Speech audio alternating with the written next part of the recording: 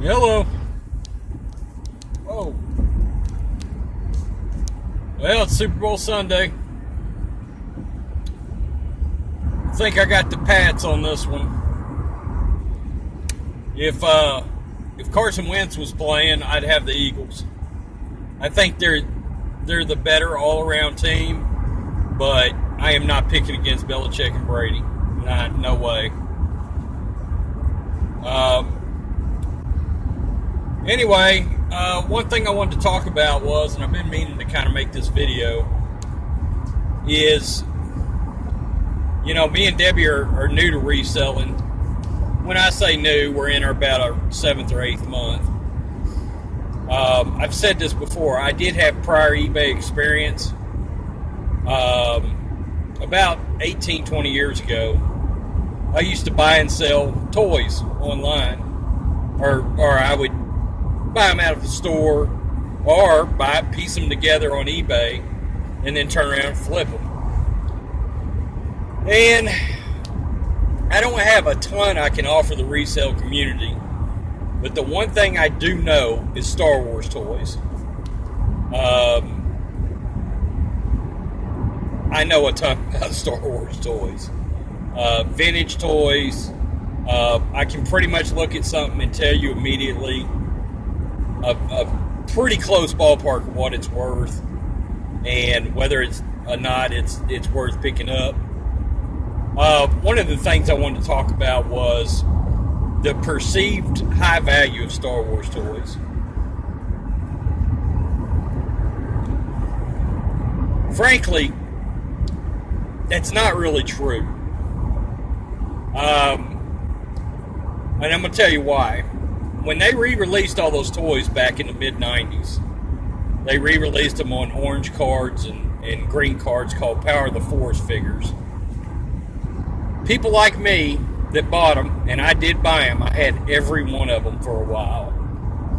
I had this big wall display where they were all put up, and there was probably I can't even tell you how many figures. Probably 8 rows, 10 across. I just did figures. I didn't do vehicles. Even then, I was trying to buy them on clearance and stuff. They're just not worth anything, those figures.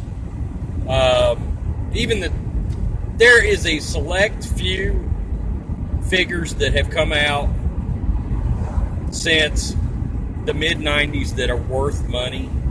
But when I say a select few, I'm talking 1 out of every 40 or 50 may have something rare about it.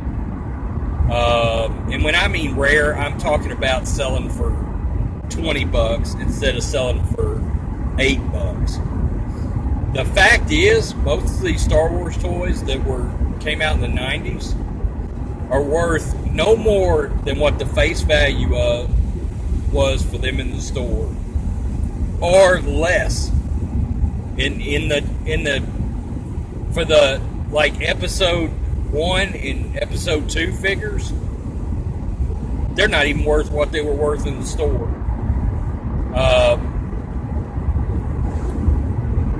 In fact, I sold 10 of them a while back and got barely over $20 for them, plus shipping. They're just not worth anything. And what happened was Lucasfilm, because of the way the original toys did, they mass-produced them in higher numbers, and people like me, collectors, remembered the value, and we bought 2 of everything. We bought 1 for our collection, 1 to sell in 20 years. And, I mean, that's exactly how they were bought, 2 at a time. So you've got a ton of collectors out there with mid-90s to today's stuff, and they've got 2 of each already. If they hadn't already flipped the other one because they realized that they wasn't worth anything. Now, I'm not saying those figures might not eventually be worth something, maybe in another 20 years, but for resellers, that don't do you any good. So, you got to be careful with Star Wars toys. Now, all the vintage stuff, and I know some of the orange card mid-90s stuff is vintage, technically. But in my estimation and the way I look at Star Wars, they're not vintage to me. It's your 77 through 85 figures that are vintage. And yeah, some of them, particularly in the packages, are worth a lot of money. But some of them aren't worth as much as they used to be. The Last Jedi, the figures are just have tanked. They're already got them on clearance, and the movie is still in trying to get a little box office rolling in, which is something you'd have never seen. You'd have seen them next Christmas, but not now. I still haven't bought any of them. I might, you know what? I said I wouldn't buy any.